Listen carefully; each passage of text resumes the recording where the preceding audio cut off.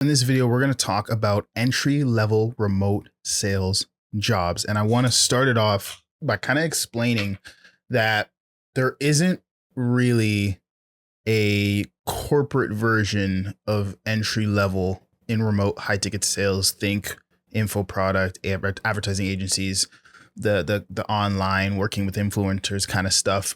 It's never really a clean entry level, at least separated by position. A lot of people coming into this industry, they think the closer role is like that upgraded position and the appointment setting role is entry level, when in reality, you can walk in with no experience to both a closer role and an appointment setting role, or you could struggle to land a closer role or appointment setting role. Neither of them are by nature of the role entry level or for people with experience only. It's more along the lines of the type of business, the type of offer, or type of sales system that you're walking into that will really determine whether that business owner is willing to accept, and also their ideology, their training style, their onboarding process. All of these things go into why they're willing to either accept someone entry level, someone that's coming in for the first time, no experience, versus someone or versus them looking for someone with a lot of experience. And in this video, we're going to talk a little bit about what are some things that cause business owners to want people more entry level, look for people more entry level, or what they're willing to accept when it comes to entry level, or in situations where they might be forced to take someone on entry level. And these are the types of roles that will be really, really easy to land if you're just struggling to land any type of role in this space. The whole thing boils down to risk level. The reason why I said it depends on the sales system, because the dream offer that everyone's looking for, which is high deal size, high trust, which means that business usually has great marketing, great content, usually a consistent inflow of leads, which means they not only have good marketing and content, but that marketing is run on something that's a little bit more predictable, like ads. So they're paying for leads, and as they scale, they're just spending more money for more leads. And they have a good sales team that's converting, keeping that company profitable, keeping that company afloat, good delivery on the back end. Maybe they've even got upsells and ascensions. Great overall offer. People are crushing it there. That's what everyone's looking for. That's what everyone wants.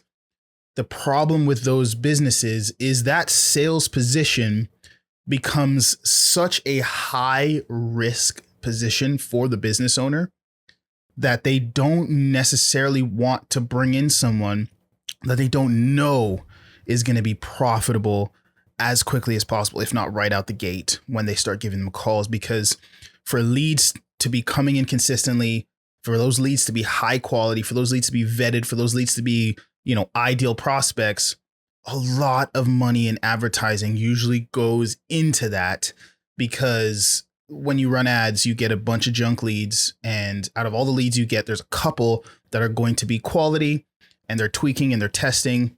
And what it boils down to is the cost per phone call for a lot of these companies. Obviously, this varies heavily depending on the actual system and the process. But for a standard ad to opt-in page with phone number, email, to video training, to offer to book a call, sometimes you got an appointment setter dialing on the back of that. Sometimes you don't, and they just go straight to the calendar. Bigger companies will have that setter. Most of those processes, by the time that person gets to the phone with that closer, usually 100 to 200, and I've even seen as upwards of $600-800 has already been spent to put that person on the phone. And yeah, if you close the deal and the deal size is $5,000 to $10,000, great. At these bigger companies, you not only have that $600 just to get them on the phone, then you've got that 30% of the time, good sales team, good marketing, all that, maybe 50-60% of the time they're being closed. So maybe the cost per close, double that, is $1,200. So now you spent $1,200 as a business owner to get that person to get a sale. And if that sale is $5,000 and you've got a closer that you're paying now that sale, now you've got to give the closer $500 if they're getting 10%. So that brings it up to $1,500. Then you've got, let's say it's a big team. You've got CSMs, you've got coaches that are delivering, or you've got some kind of delivery team that's delivering the service. Now they might get a 5%, that might be another $250 gone from there. And there's other expenses, software, all these things that dwindle that high ticket sale down to where if that closer doesn't at 50%, you're great. It's fine. But if you bring in a closer now who closes at 10%, 20% or less, all of a sudden that cost per acquisition goes from like $2,000 to make $5,000 back to $3,000 or $4,000 or $5,000 to make $5,000 back. You're breaking even or you're losing money. So the risk involved with bringing on someone that you don't know or have a high degree of confidence is going to close deals is so high. You want to bring someone in that you have a high degree of confidence that's going to get the job done and close at 30, 40, 50%. Again, these numbers all vary depending on process. So I'm just giving you guys an example. So the offers that are going to be more willing to bring on new closers, entry-level closers, are the offers where the sales system is much lower risk. And that's why there's tons of offers that are easy to land, like cold calling roles, full cycle roles. Cold calling roles, meaning that instead of them paying for every single lead, even as an appointment setter, you might have a $10 per lead, $20 per lead, $30 per lead. But as an appointment setter, you're dialing those leads. Some of them you can't contact. Some of them you do contact and they're not a good fit. So it might be only one out of every $100 to $200. You find a good candidate in there. So it costs $200-$300 for a lead for you to talk to. And if you talk to that person, same thing, and you're not able to set that person because, again, you're brand new to this, now that might go from $200 for a good quality lead getting booked to, again, $300, $400, $500, $600, and it all trickles down. If you have a setter that's turning your what should be $100 booked calls or $200 booked calls into $500 book calls, and then you have a closer that's turning those same $500 book calls that should be $1,000 per sale into $2,000 or $3,000 per sale, the trickle down continues. And it's just so much risk, so much money that could be lost there instead of money that should be earned if you just brought someone in that had more experience and was more ready for those types of conversations. So it goes for both positions. So that's why I say those dream offers with leads coming in, all that stuff, you want to make sure that you can prove that you can sell. Even if you don't have experience, you got to find a way, whether it's role plays, mock calls, doing a mock with them, asking them to close their old leads, whatever it is. In order to get those good offers, you've got to prove that you can be low risk, or you've got to go get a job that's already running a low risk system to then use that as your track record builder to then take those metrics to that company that has that higher risk system that you can then go and present to them and get a job there.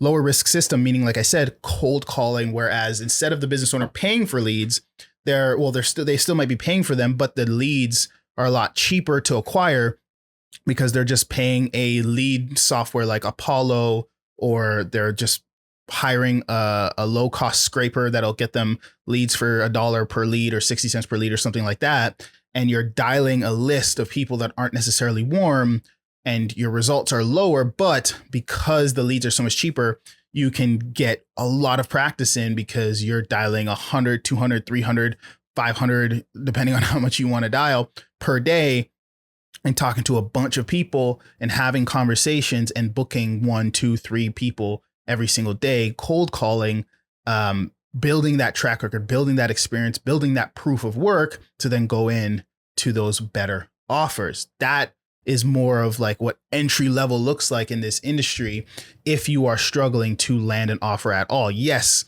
there are companies that have great training. They have massive organizations where they have so many leads where you'll see some of these big companies that have like 50 to 100 setters. What they'll do is they'll have their fresh new leads for their experienced setters, they'll hire beginners, but then they'll give those beginners old leads that were, just haven't been able to contact or stuff like that. And if you can stick it out and if you can prove yourself and do well on those old leads, then you kind of get graduated to those better leads in that company. But again, that's still pretty much the same as cold calling. These leads probably are old, long ago. They forgot about the company, all of those things. So again, it's kind of the same thing. It's all about putting those entry level people in a place of low risk. Full cycle is another type of low risk position where you're going to call, have a conversation, set them for yourself, then close them. That's another type of one. And for business owners that are trying to, trying to hire reps, low risk, but they cannot get better reps. I mean, it's because the OTE is low.